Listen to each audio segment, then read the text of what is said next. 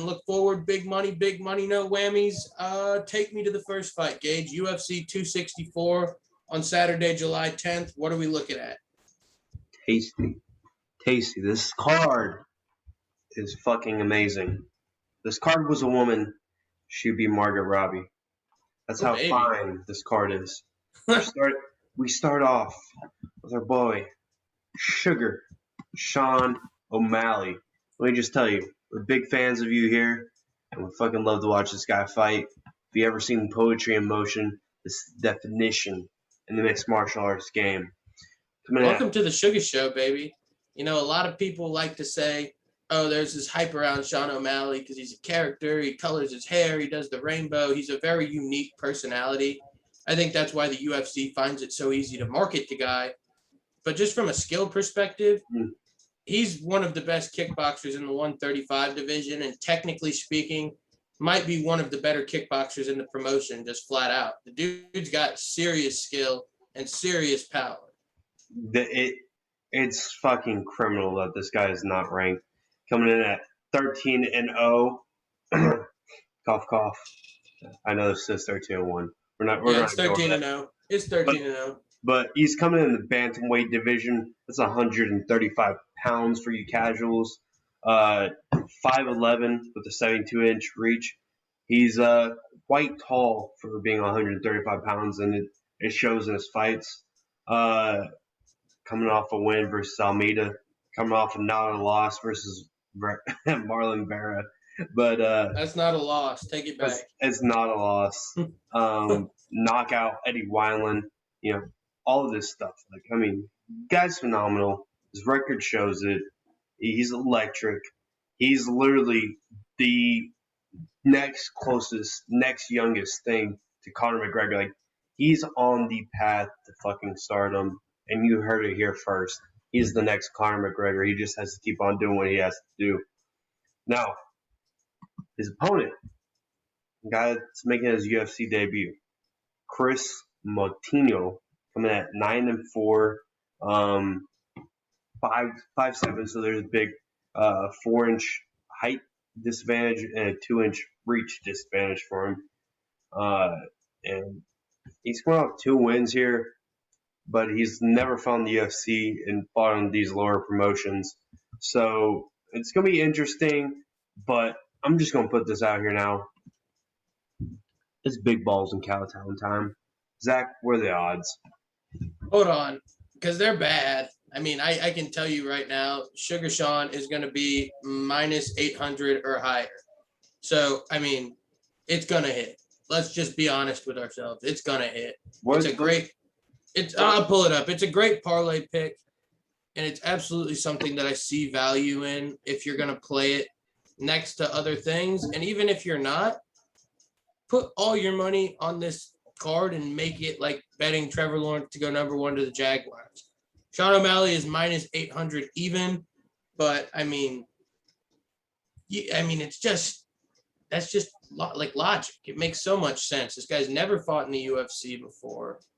Late minute replacement, hasn't been in camp, hasn't been training to fight Sean O'Malley. So he's coming off a fight that his opponent, Kris Moutinho's last fight was May 28th.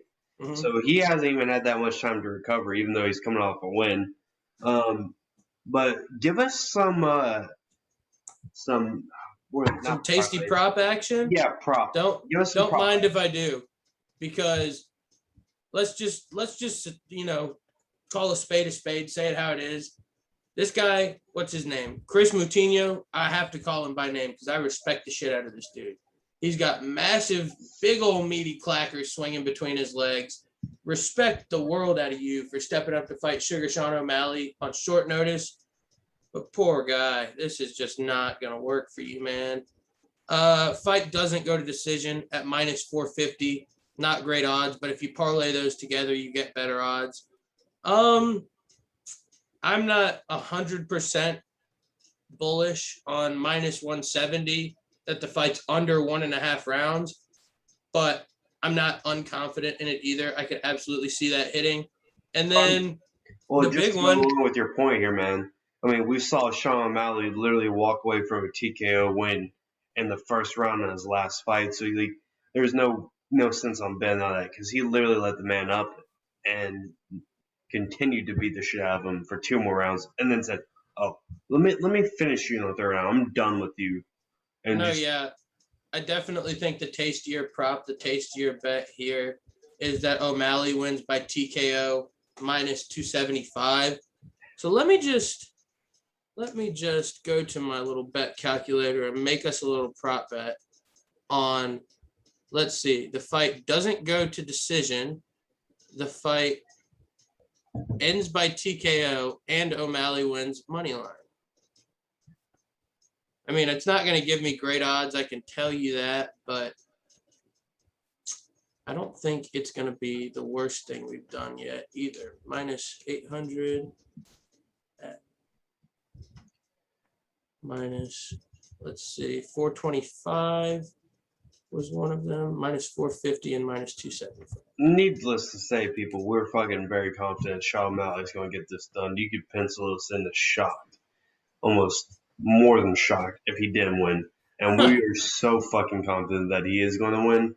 So, I mean, look, we're so confident that he is going to win that it's not a massive payday by any means. But if you have $100 to wipe your ass with, you can almost double your money. You can win $87.50 by parlaying all 3 of those bets that I just told you. Easy money. Big balls in Cowtown.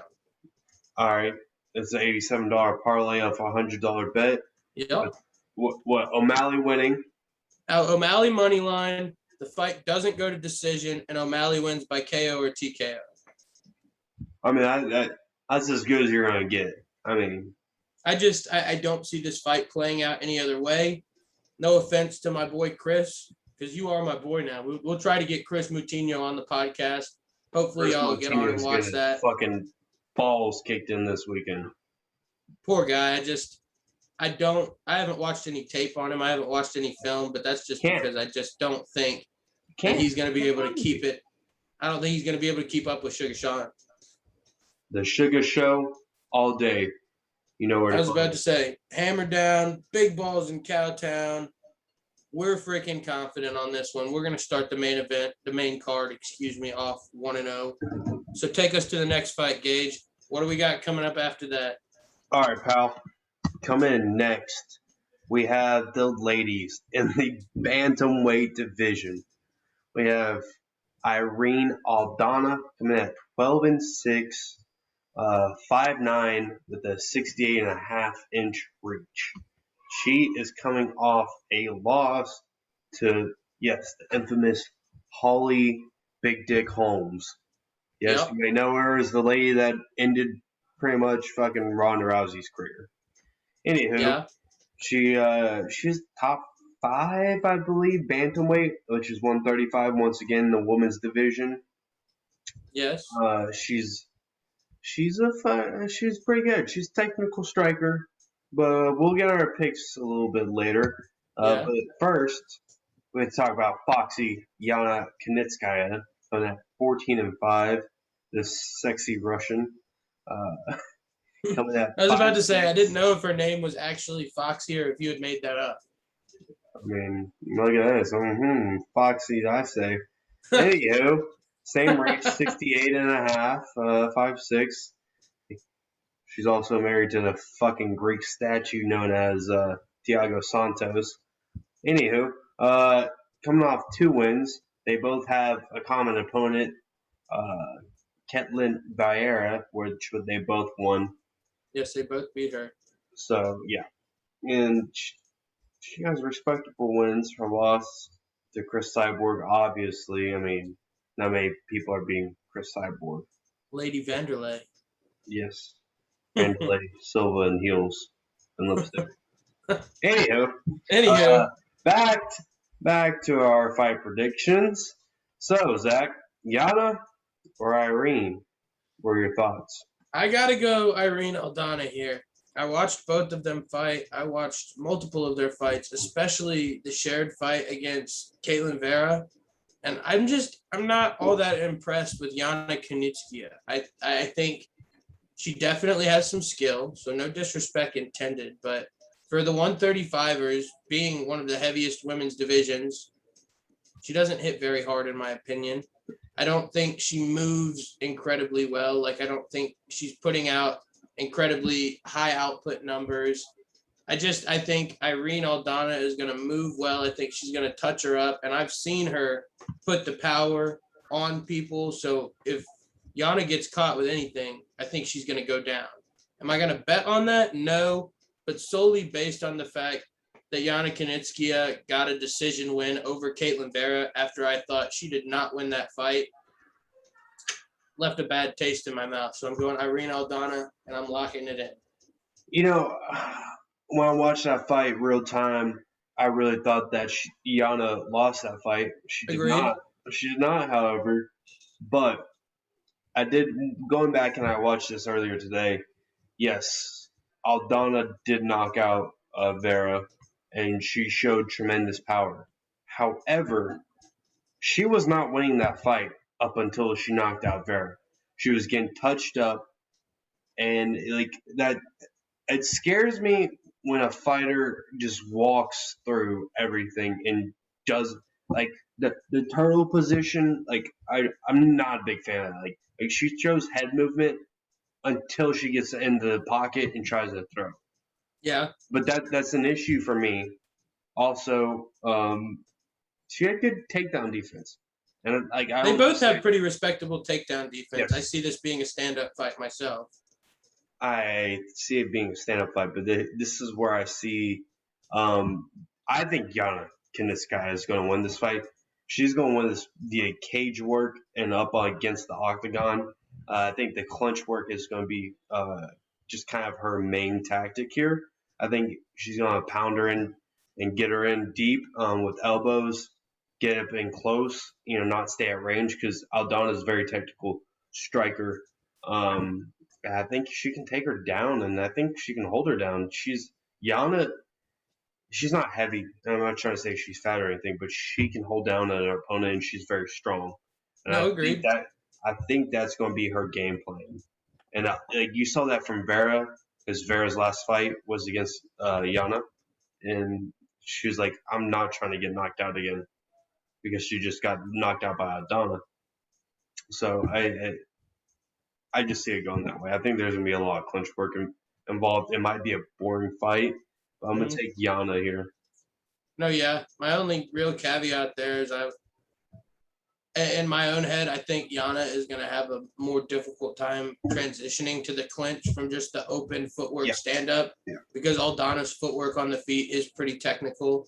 So if anything, I am kind of leaning towards something where later in the fight somebody will get clipped.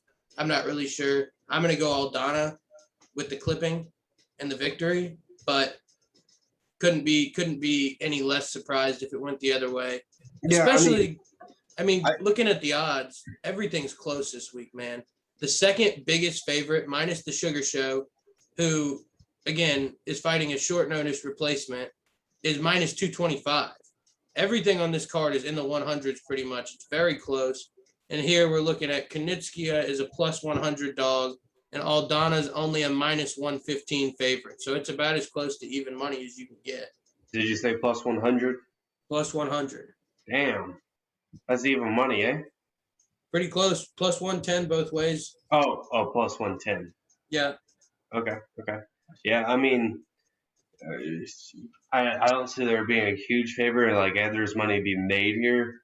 However, in my opinion, I think that Yana's gonna kind of pull us out because she's gonna eat some shots. She's gonna get in tight, and she's gonna force it to the cage. But I think we differ here. I was about to say, agree to disagree, my friend.